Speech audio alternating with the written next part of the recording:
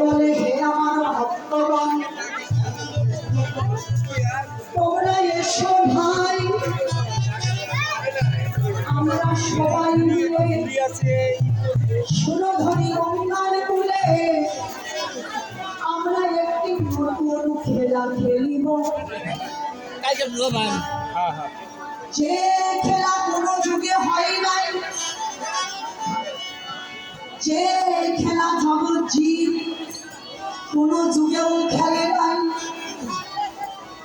আমি তোমাদেরকে নিয়ে সেই খেলাটাই খেলব ভক্তগণ। তাহলে এমন কোন খেলা আছে এই জগৎজীব পিতা কোনো যুগে খেলে নাই? আমাদের এই জাগতিক জগতে